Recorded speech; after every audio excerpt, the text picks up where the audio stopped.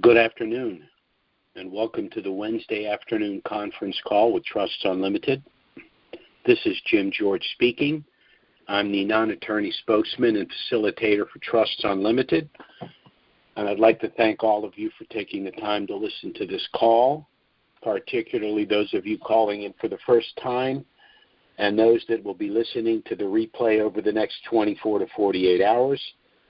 We like to move quickly through these calls and bottom line the information for you. We know you're busy people. You have other things to do. We have a standard format. We spend a few minutes talking about the situation in Iraq and the reinstitution of the Iraqi dinar, which we continue to believe is the base currency for the potential reset of some of these other currencies. A few minutes talking about the program we put in place to assist you. And then we go to a brief Q&A. So let's go ahead and get started and talk a little bit about the situation in Iraq. I have individuals around the world, frankly, that I call over the course of the week to get their take on the situation. I have some individuals in Iraq that I like to talk to because I like to know from their perspective what's going on the ground. The situation in Iraq is transitional at the present time. It's very fluid, but I think I've kind of got a handle on where they are. And so let's go ahead and get started and talk a little bit about that situation.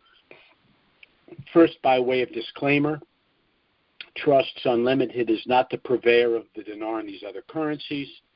We're not advocating either the purchase or sale of these currencies, but as rather substantial currency holders ourselves, particularly the dinar. We want to share with you the information we think is relevant. And, of course, the most relevant piece of information would be the potential window for the reinstatement of the Iraqi dinar. Based on the most up-to-date information that I've been able to glean from my sources, we're looking at the reinstitution somewhere within the next 30 to 45 days. So that's not a very long period of time. As I said, Iraq is in a critical transition period. They have some short-term issues. Their economy right now is extremely weak. That has to do, unfortunately, with a lot of misjudgments that they've made over the last 10 to 15 years. Their debt is exploding almost entirely because of the precipitous fall in the price of petroleum worldwide. And, of course, the majority of their revenues generated from the sale of petroleum. And as a result, their cash flow is dwindling. The problem they face right now is the payment of salaries. And they've got basically three options. The first is to print more currency. And, of course, to print more of the 3-0 currency would be inflationary, and, of course, it would reverse what they've been doing for over a decade, which is the deletion or the collection of the 3-0 provisional currency. So that's really not a good option. The second option would be to borrow the money from the IMF, but unfortunately, Iraq has not followed through with the commitments that it's made in the past to the IMF. And so loans are highly unlikely from the IMF. The third option is for them to utilize what remaining reserves that the CBI has. This is the option that they've opted for. Now, on the one hand, this does resolve their short-term issue, but on the other hand, it means they really need to dot all the I's and cross all the T's so they can progress with the reinstatement of their currency and the passage of their budget, because they are running a risk by utilizing their reserves. Now, despite these short-term problems, Iraq is actually in a good place, which is why we're looking at a reinstitution in the next 30 to 45 days. The Al-Kazemi government is in place. The CBI has completed its work, i.e. the project to delete the zeros and the dissemination of the lower denoms and coinage to the 8 regional banks. The Finance Committee established by the Parliament along with the U.S. Treasury is now overseeing CBI operations. Iraqi-U.S. relations are as good as they've been in a number of years. The currency auctions have finally dwindled to basically a trickle. Iran has been almost completely neutralized courtesies of the U.S. sanctions and U.S. military presence in Iraq. Corrupt officials now are on notice because Al-Kazemi has made it clear that cleaning up the corruption is going to be a priority for the new government. Effective May 31st, we will see the first session of the Iraqi stock exchange. This is important because one of the long-term objectives is the transition from a central command government to more of a free market government, and to allow citizens to hold equity positions is a very important move in that direction. The Iraqi-China infrastructure deal looks like it's been scuttled, courtesy of the coronavirus. Now, the Chinese, the communists, have been very, I'll just say it, they've been snakes about this. The United States and the coalition forces have given up much financially and in terms of personal treasure to help resurrect Iraq after the removal of the Saddam Hussein regime. And it's just like the Chinese communists to try to slide in after the heavy lifting has been done and try to work out a deal for the rebuilding of the infrastructure in Iraq. So their mismanagement of the coronavirus, whether intentionally or unintentionally, has really hurt them globally, and one of the ways has been the potential deal with Iraq. The United States and the coalition forces that have resurrected Iraq and that have basically sidelined Iran are the people that rightfully should be involved in contracts for the rebuilding of the infrastructure of Iraq. Iraq has also now officially demanded $500 billion in reparations from Iran. So the tables have finally turned. The Iranians for the last 10 or 15 years have been pilfering through Iraq, either through the skimming the auctions or through the fictitious rebuilding projects that they established in Iraq using Iranian labor.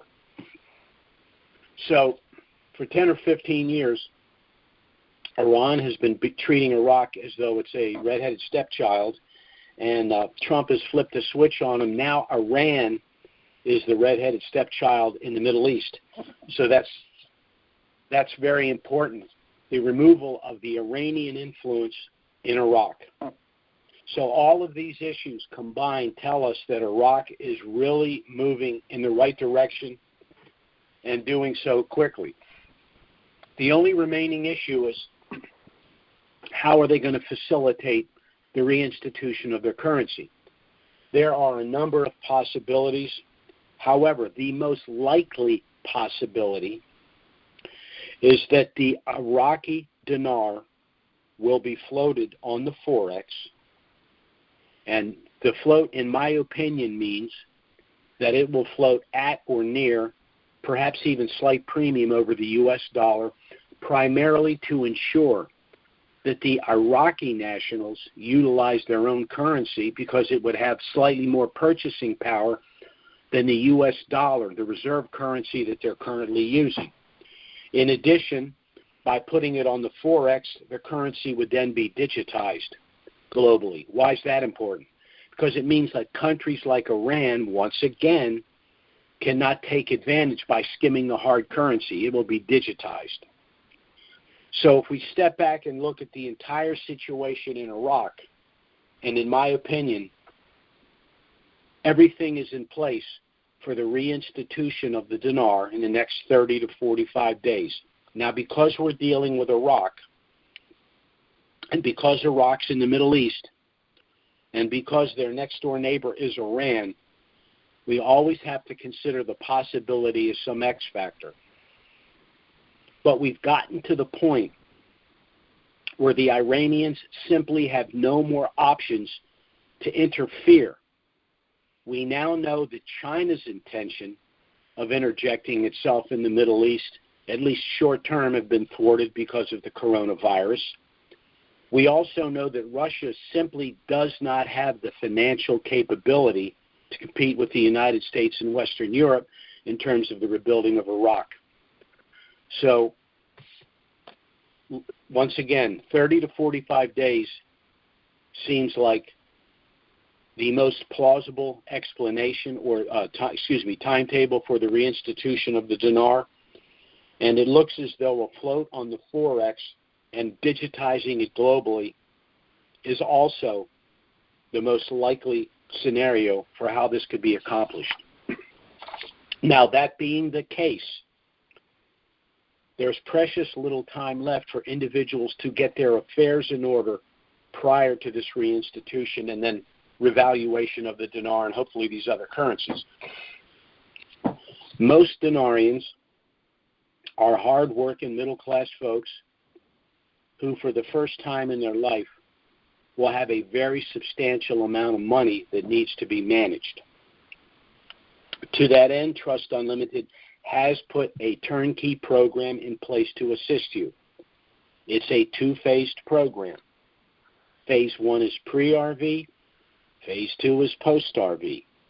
Pre-RV involves the establishment of a pre-RV package of asset protection trusts with the assignment of your dinar and other currencies on paper to that trust package. Post-RV involves all of the products, services, and professional referrals that will be made available to you after the revaluation of these currencies.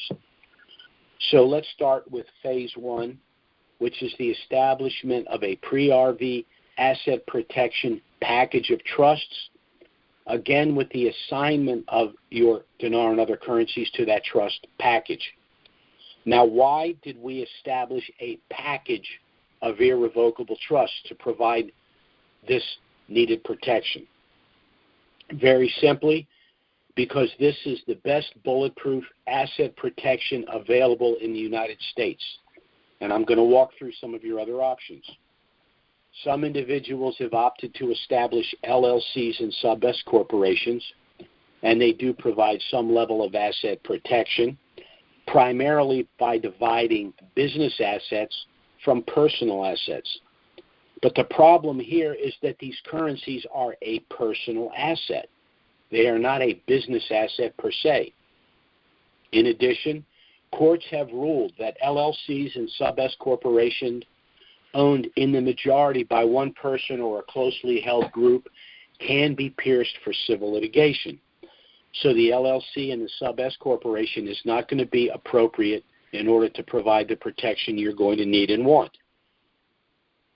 Some individuals have established irrevocable or living trusts, and these trusts do exempt your estate from the cost and delay of probate and can, in some cases, substantially reduce and eliminate the federal estate tax. But revocable or living trusts can provide no privacy or asset protection, so they're going to be inappropriate for our needs. Lastly, individuals have established single irrevocable trusts, and they do provide the highest level of asset protection. However, there is an inherent flaw in an individual trust.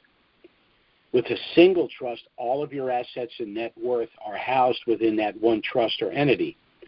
So if any asset within that trust is dragged into civil litigation, that would necessarily drag all of your other assets and net worth into that litigation. The solution to these flaws is to establish a package of irrevocable trusts, and this is the only way that you can be protected both pre- and post-RV. In addition, such a package, for a variety of reasons, must be established prior to the revaluation of these currencies, and I'm going to walk through these benefits with you. First, by establishing this package, you will preserve your privacy and your anonymity, both pre- and post-RV.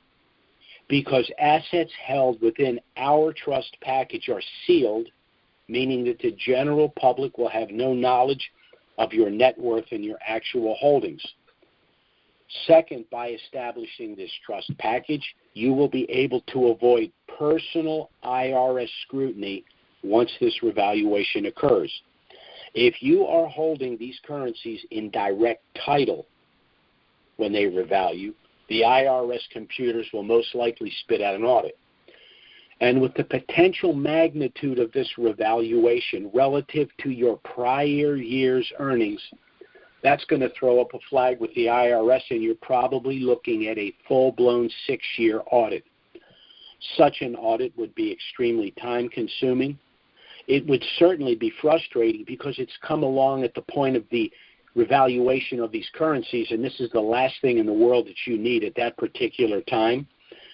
And lastly, the cost of a 6-year audit would probably be more than the cost of our asset protection trust. On the other hand, if your asset protection trust package is in place pre-RV and you have assigned your pre-valued currencies to that trust package, you will have successfully transferred the taxable event of this revaluation from yourself personally to the trust. Now, this is important for 2 reasons.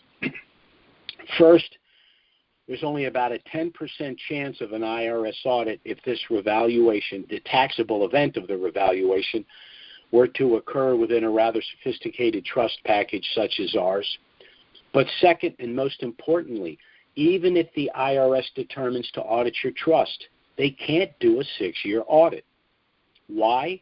Because the only taxable event within the trust will be the revaluation itself.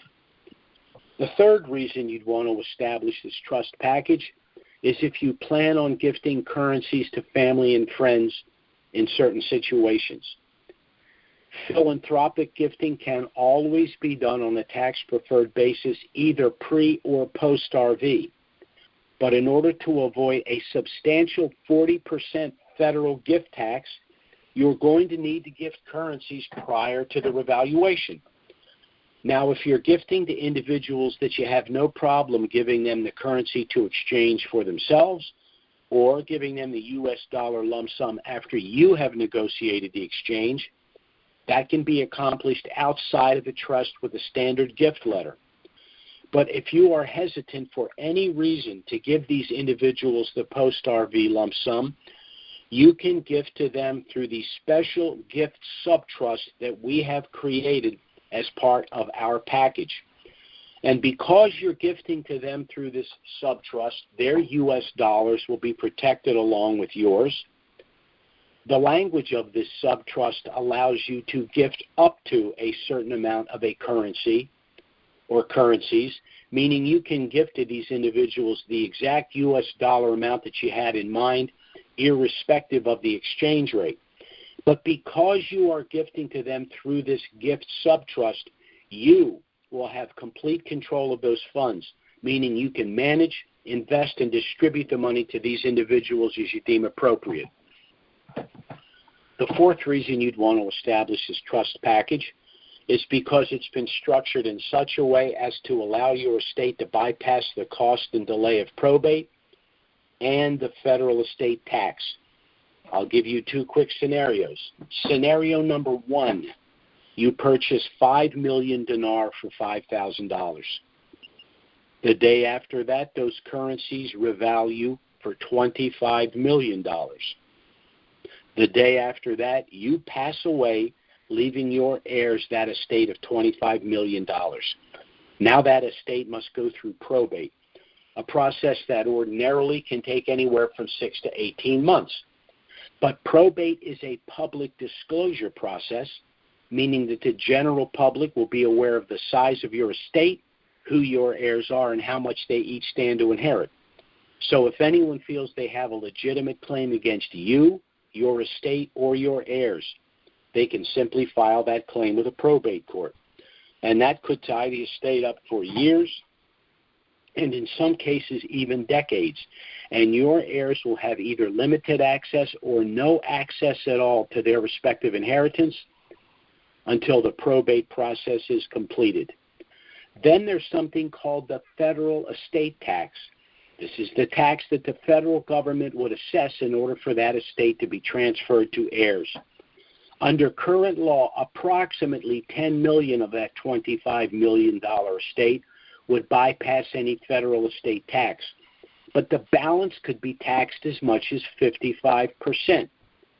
Now, this scenario is not only unacceptable, it's completely and totally avoidable. How?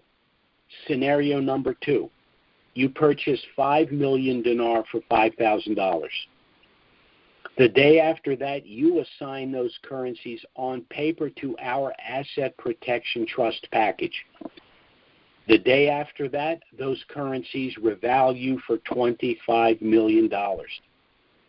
The day after that, you pass away, leaving your heirs that very same estate of $25 million.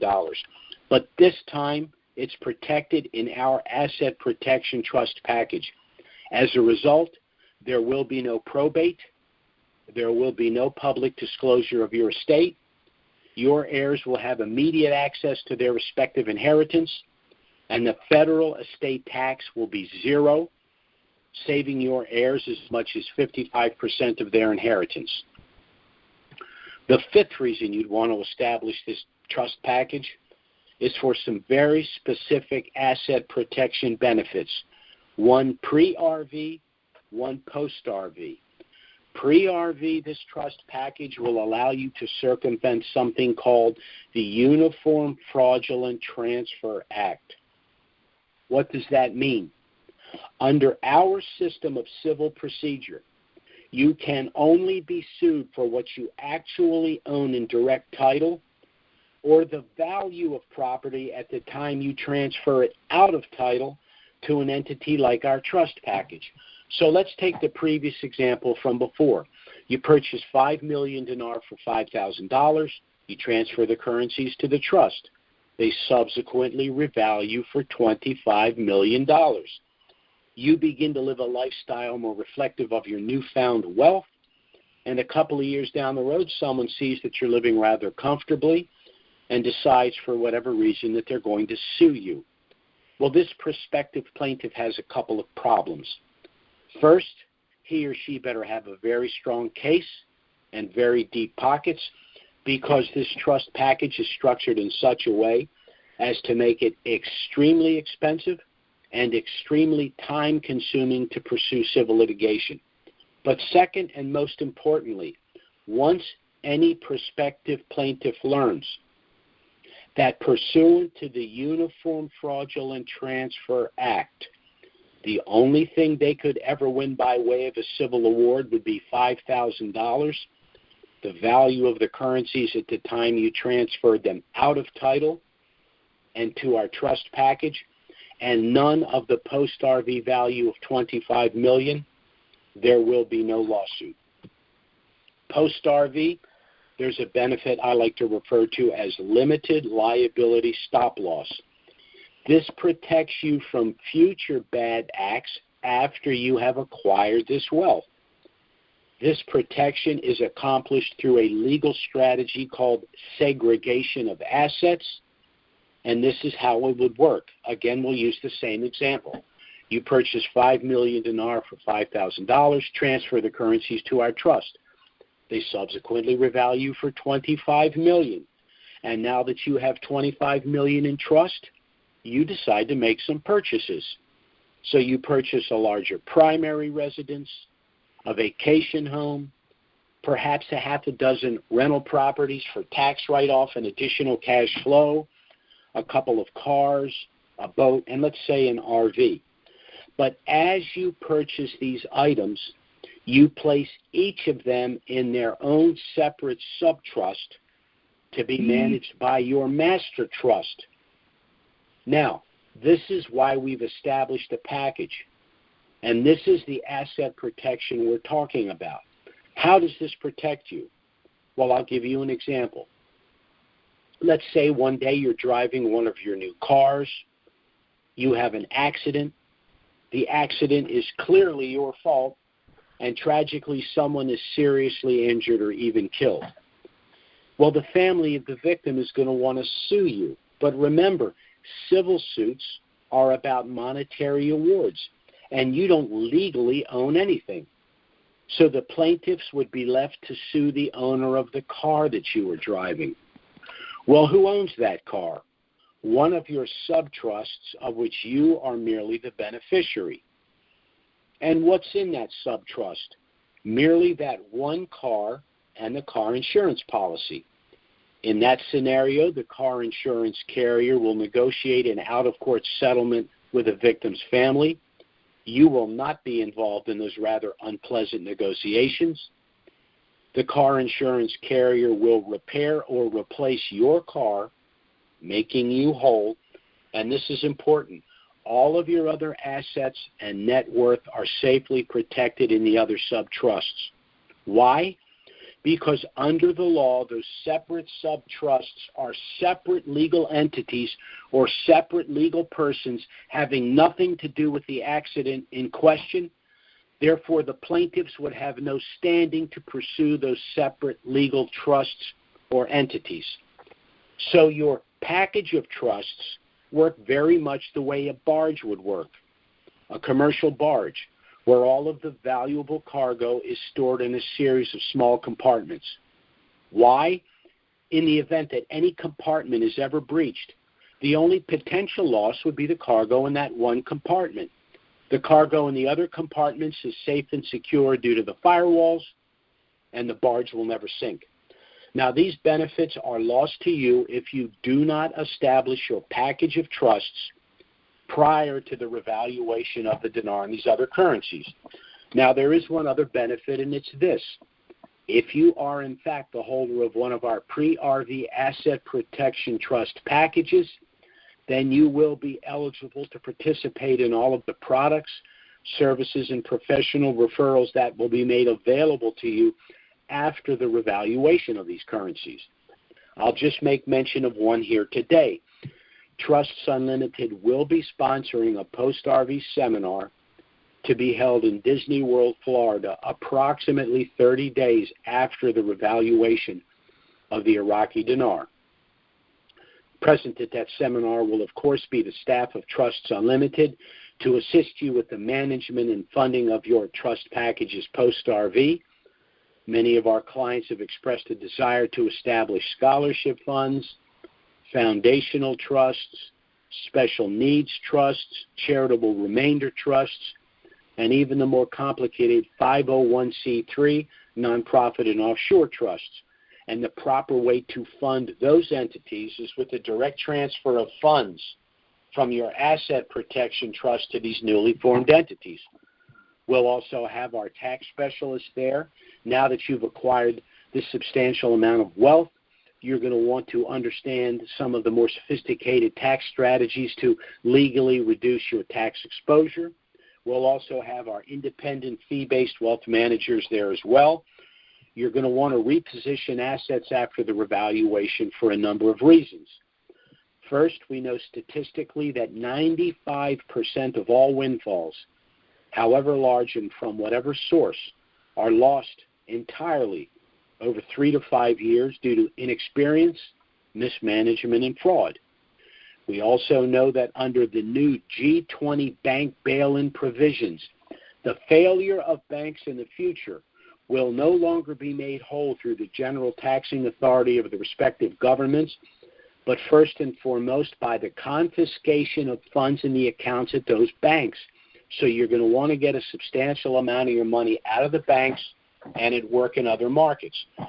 Lastly, we know the general global shift from fiat-based to Basel III compliant commodity-backed currencies in and of itself is going to create extremely volatile financial markets, and you're going to want a substantial amount of your net worth invested in tangible assets to avoid that volatility.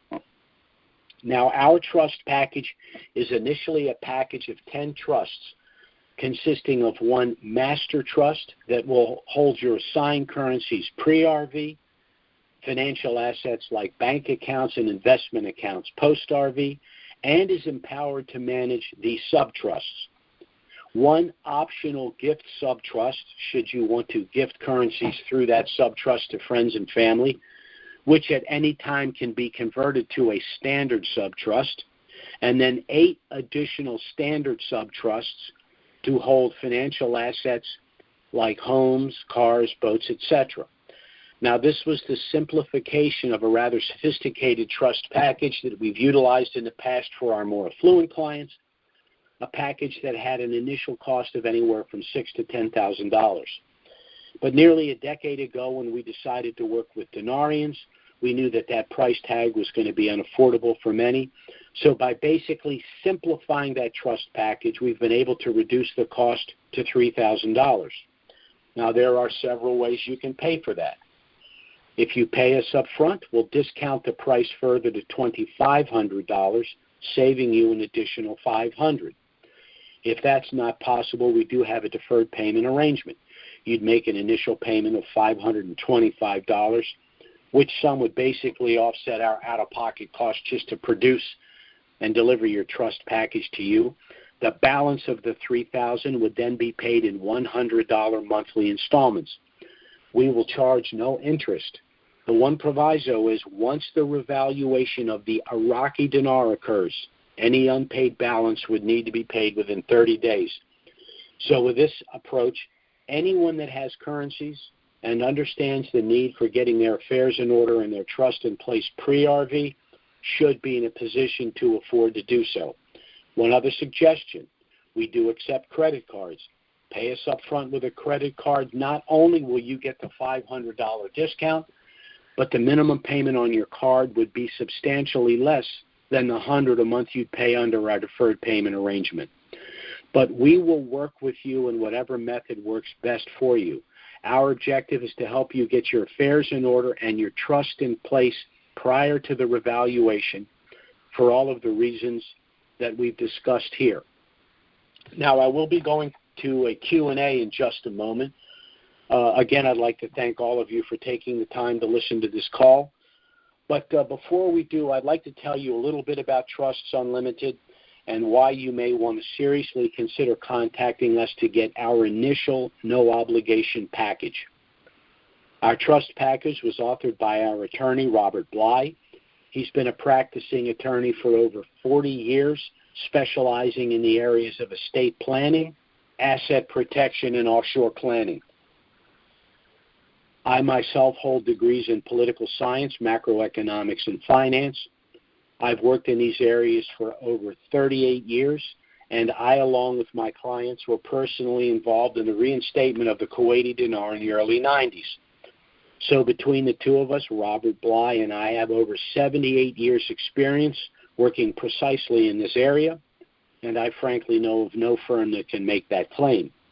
Now, Bob and I have been working together for a decade in the areas of estate planning, asset protection, and offshore planning, and it has been disheartening from time to time to see people walk away from sound estate planning and trust creation because of the mistaken belief that by doing so they have somehow lost control of their assets and their affairs.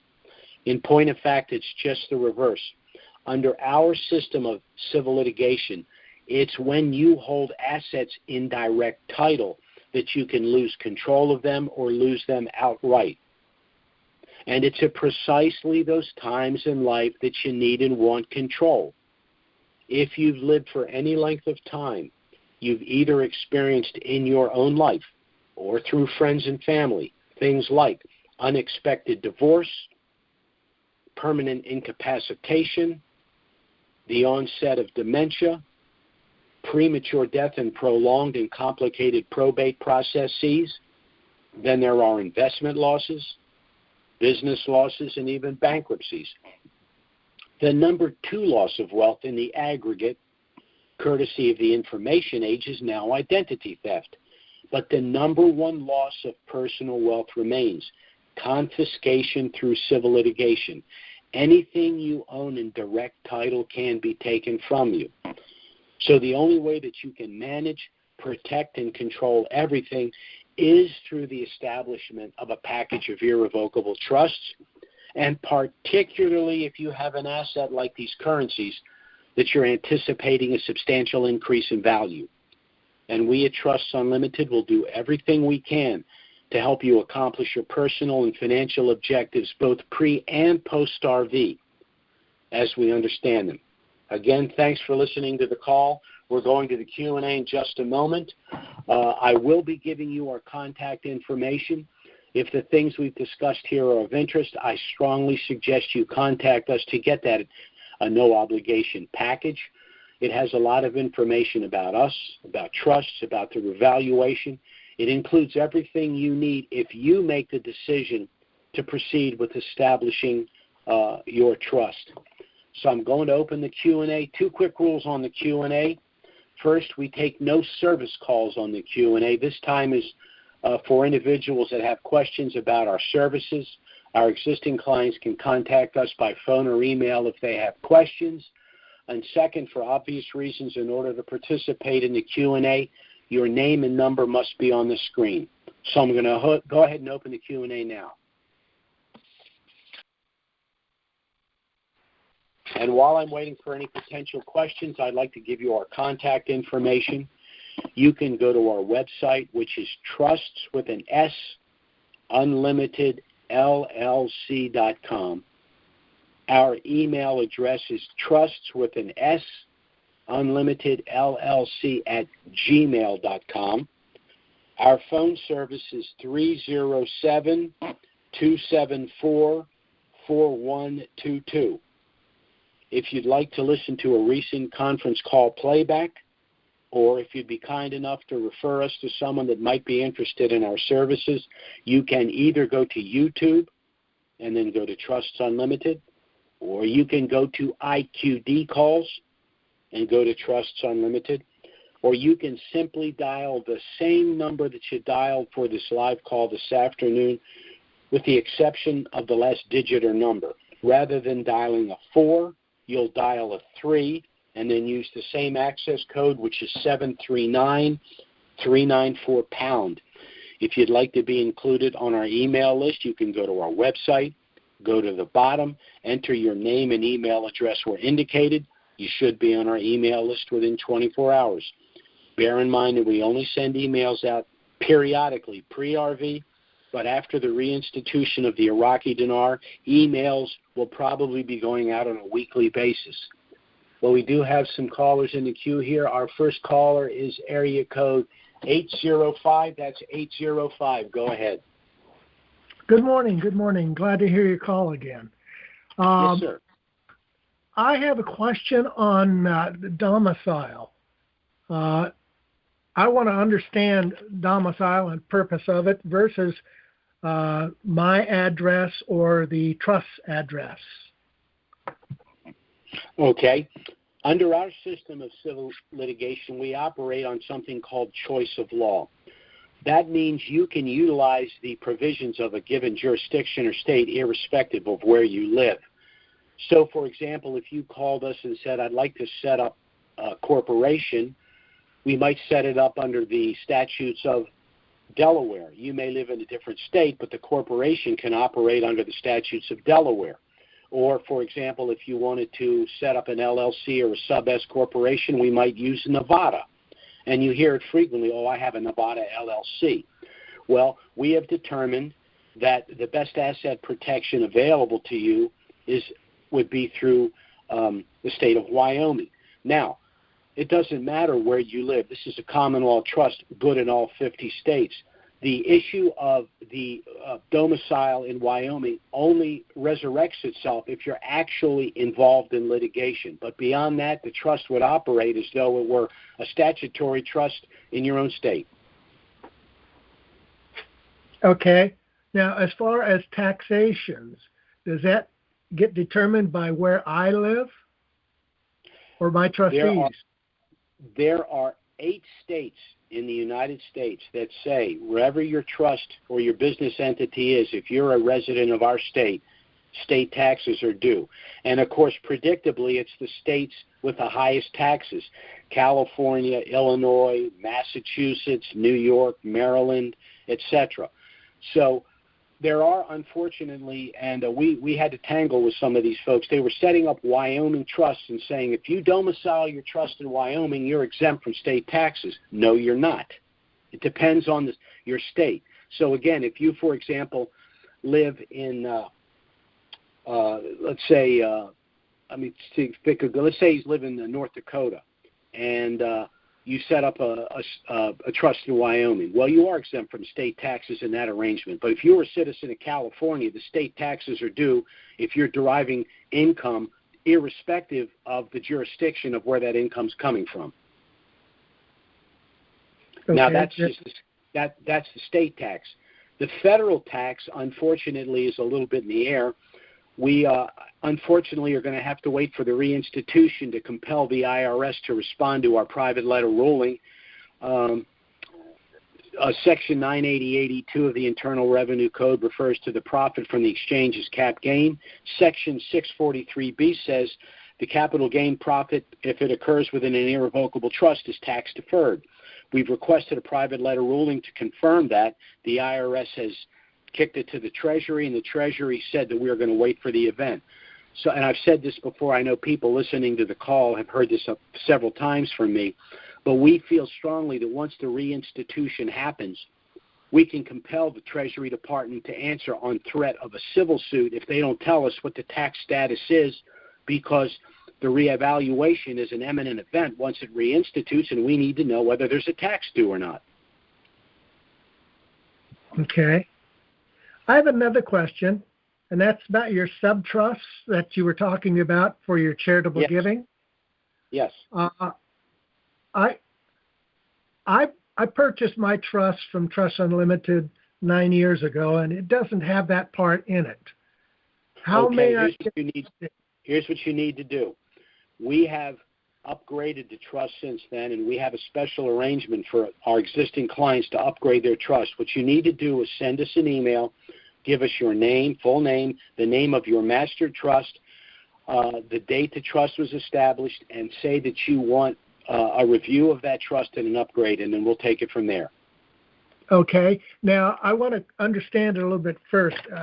Is it strictly to put funds in to be charitable with? I mean, I don't have to dedicate who's going to get and how much ahead of time, do I? If you're doing charitable, once again, if you're doing charitable work, that's going to be separate and apart. This is a personal asset protection trust.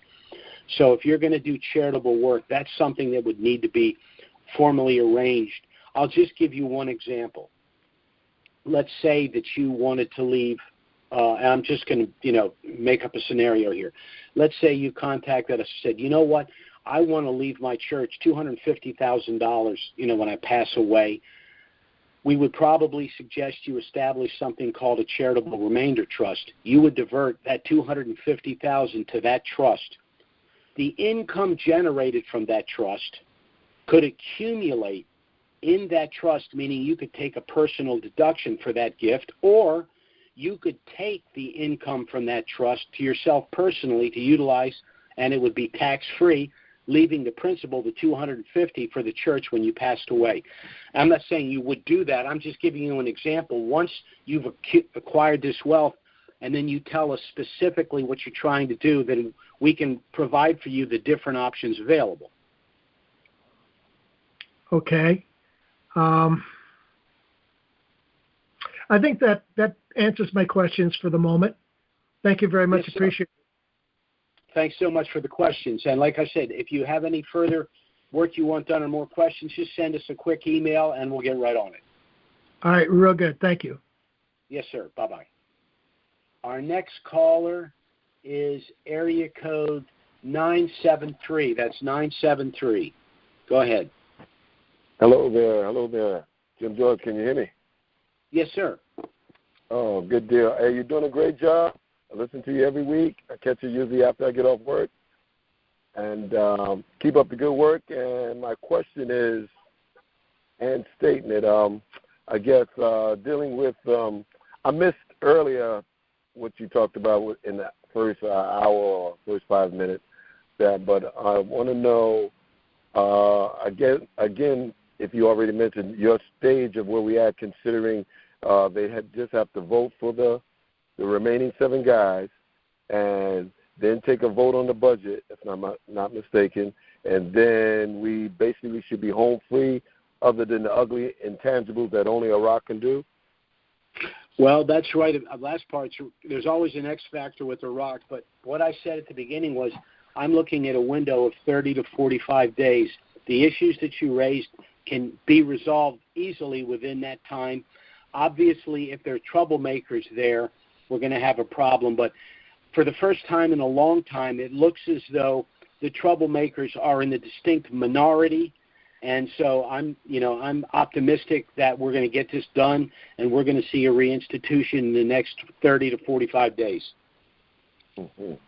So that takes us into almost August or July. That's definitely July.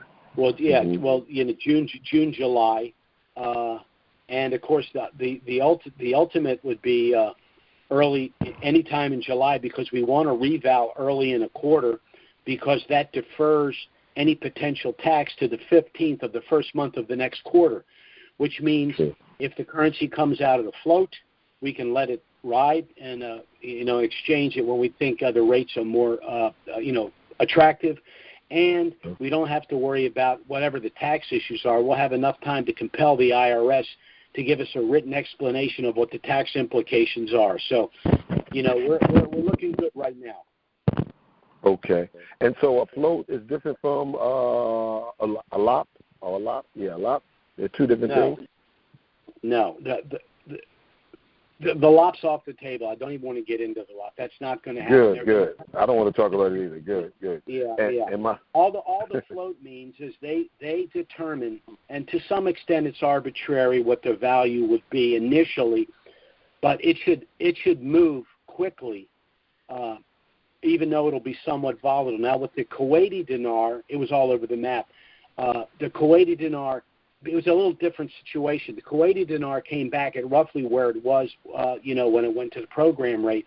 Then it appreciated wildly and then quickly dropped back down to its equilibrium price. So with the dinar, what will probably happen is we might be looking at a float slight premium over the dollar. And the reason the IMF might do that is they want the Iraqi dinar to have slightly more purchasing power than the U.S. dollar, so that the Iraqi national would eliminate the use of the dollar and use their own currency, but then it should, quickly move to, it was over $3, when they got rid of Saddam Hussein, and he was driving the country into the ground. So, conservatively, I would imagine we've got to come out somewhere around $3.45 quickly if it doesn't come out to that initially. Mm-hmm. Good point. Well explained. My last portion of a question is the guy Trump. All right, a lot of talk out there that he's the one that could push the final button by getting real aggressive with the Iranian proxies. And in other words, how much do you feel Trump can make the call? Because almost the way I see it is that he's kind of waiting towards close to the election. Well, I would put it this way. Uh-huh. I'd put it this way. Trump's not the only voice that would make the call on when to reinstitute, but Trump is the only voice that can say, I'm going to stop the Iranians. As a matter of fact, one of the reasons, in my opinion, that the UN has sent troops in there to help train the Iraqis is because they're scared to death that Trump will really punish the Iranians, and they don't want an escalation there. So it's, Trump's the other way around. Instead of Trump sort of laying down and letting the Iranians do what they want, Trump has crippled them economically. And then when he took out Soleimani and Mohandes, then, everyone's ears perked up and said, hey, this guy's serious. We better get in there and help the Iraqis clean this mess up, because we don't know what Trump's going to do,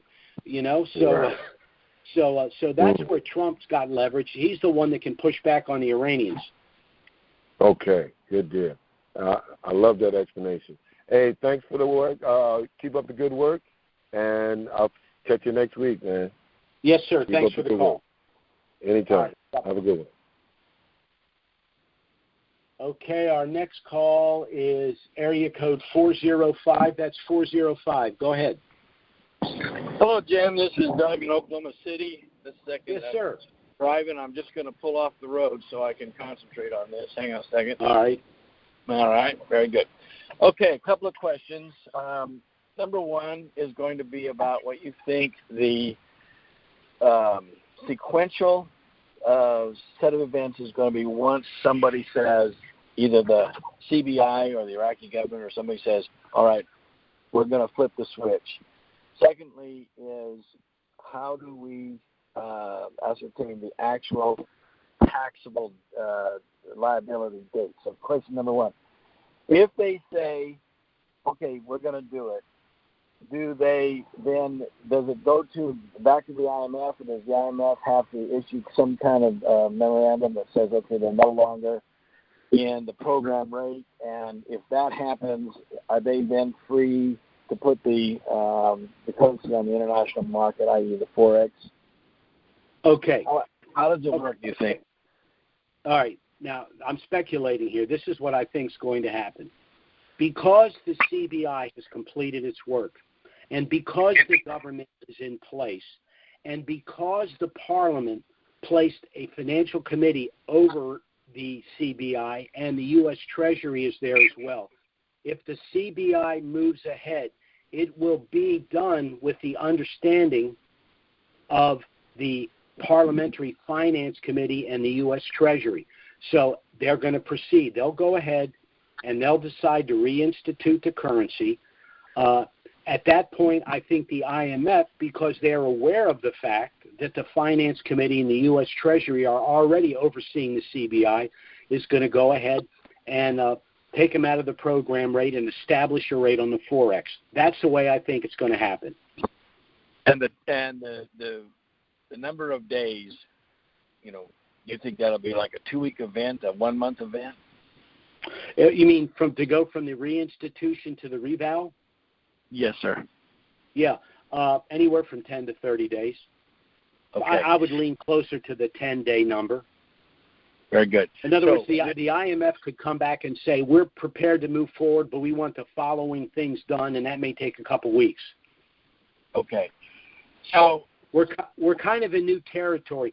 This is a very unusual situation because it's not just the revaluation of a currency. It's the revaluation with a leverage that's beyond anything we've done before. And it's occurring at the time that the global shift from the fiat-based to Basel III compliant currencies as well. And it's happening at a time when the Trump administration has put our central bank under the control of the Treasury Department.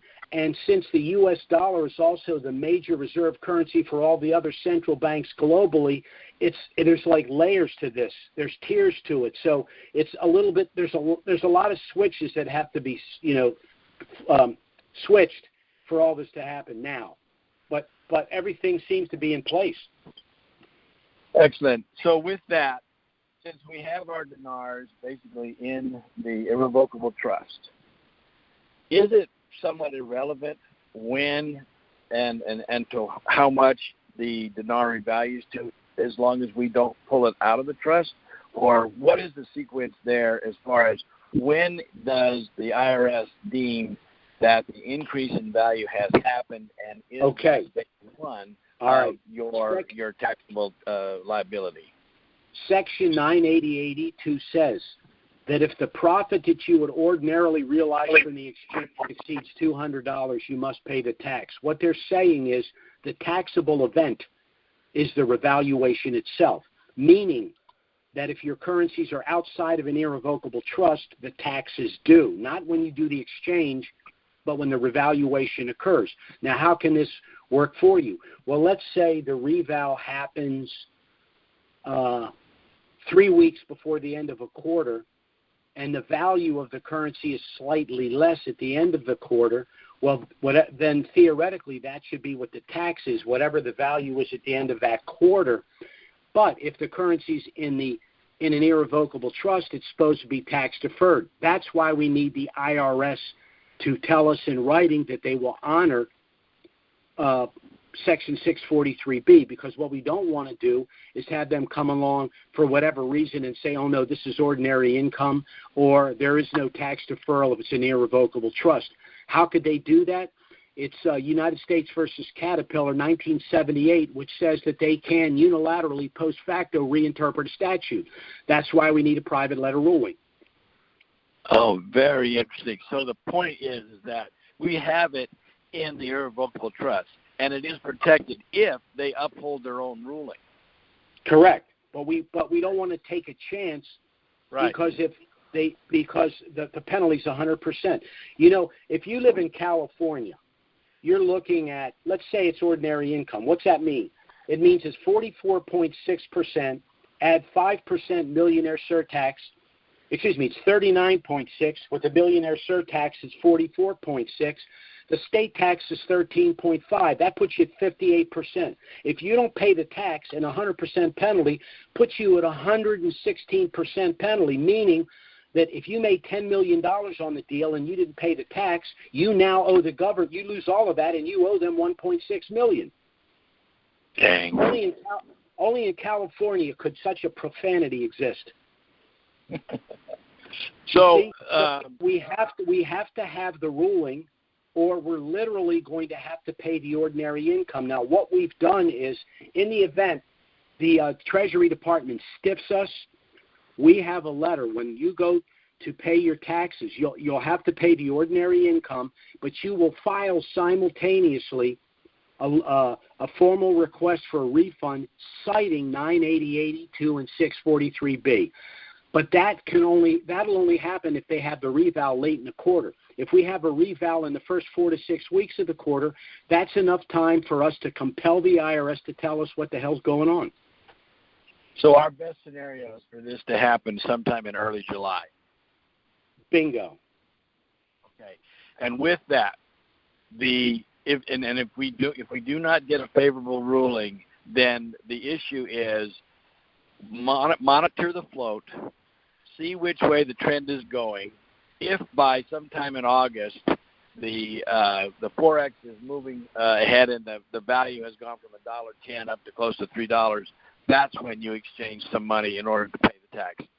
Yeah. But if it happens in July, that's the beginning of the quarter. If it happens in August or September, that's the end of the quarter. So the problem is you won't have the luxury of allowing it to, if it comes out of the float, you're going to have to exchange enough of the currency to pay a tax that might not even be due. Right. Yeah, I mean, that's why I said once the reinstitution, of course, I've said this to the lawyers, and they're looking at each other like, Jim, we can't do that. And I'm like, I'll do it myself. I'm going to threaten them with a lawsuit if they don't tell me what's due. I'm not going to get burned on 100% penalty or exchange a currency at a loss to cover a tax that's not due. They are morally and I would argue legally obligated to tell us what the tax is. Okay. So that's where we are. Very good. Thank you, Jim, as always. Appreciate it. Yeah, you got me all upset now because this really, I got a problem with the IRS anyway, and if they do us like this,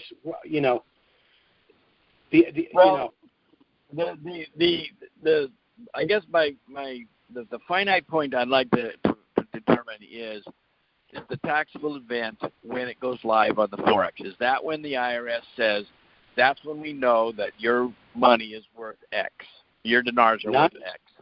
988 says the taxable event is the reval. Now, let's say we're talking about a stock.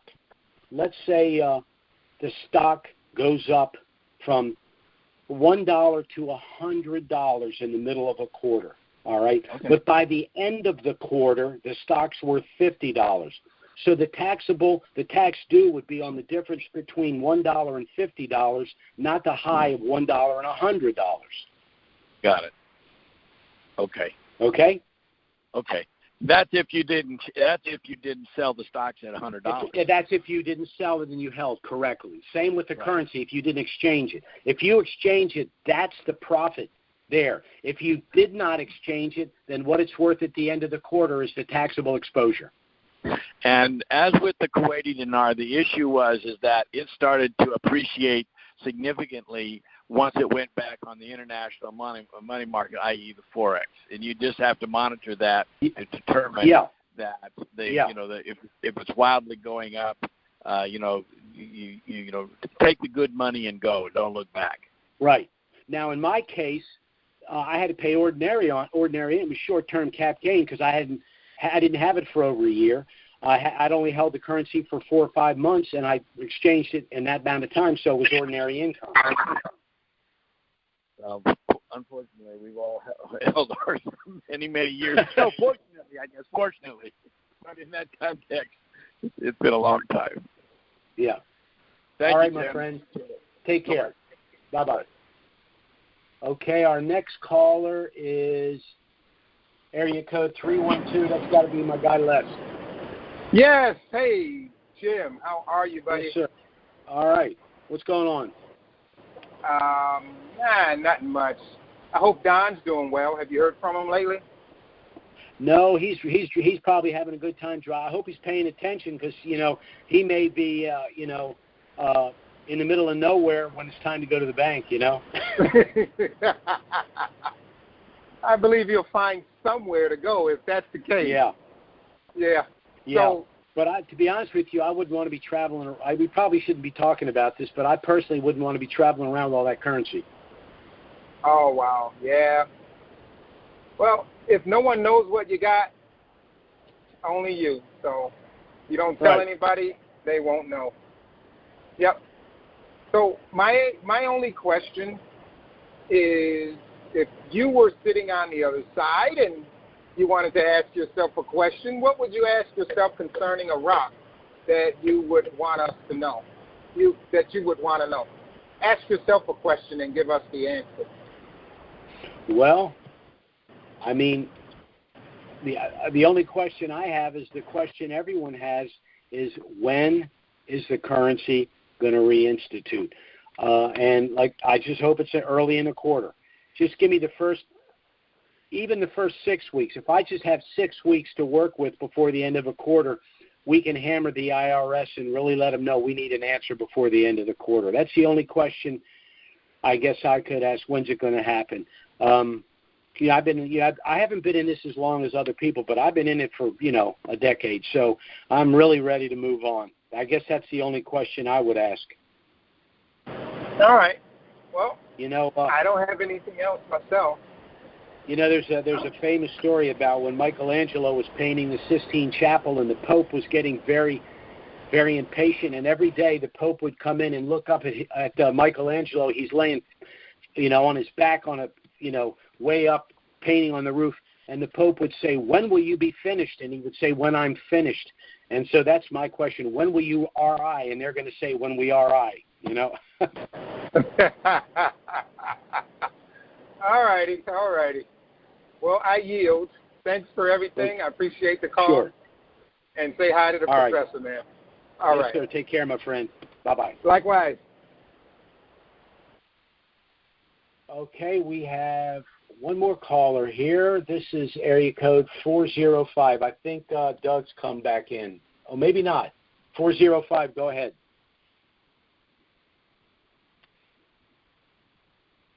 Are you there? Jim, yes. Took the mute off. I didn't realize I had it on. But this is Tom in Oklahoma. Yes, sir. Question of curiosity on the gift thing. I have it set up so that I can give the dong, the zim, or the dinar.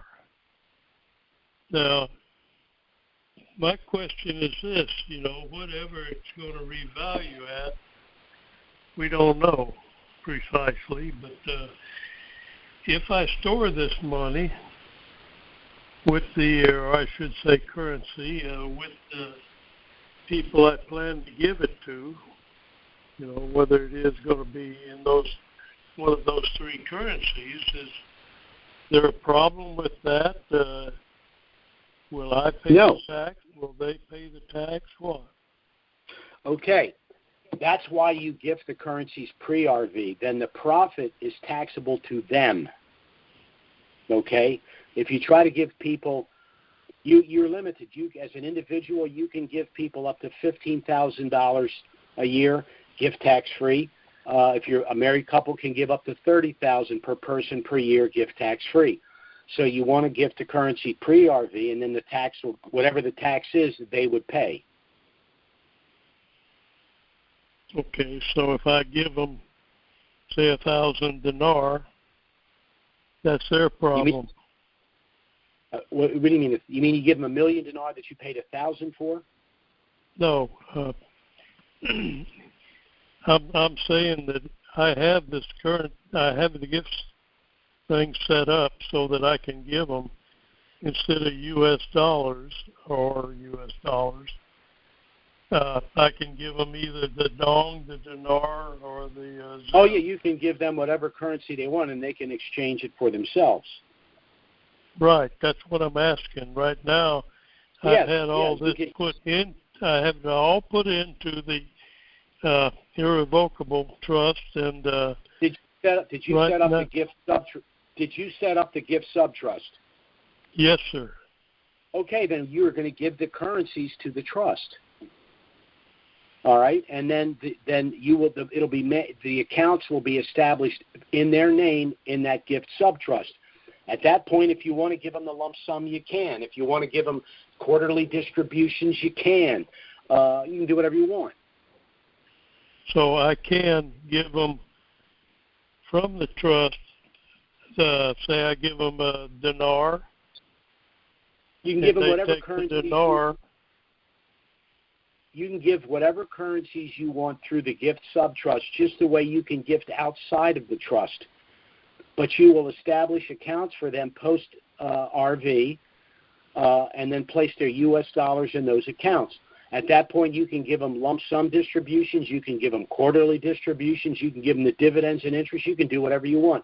Once the reinstitution of the dinar occurs, we will stop the calls we're doing, and we will be dealing with issues like this at that time.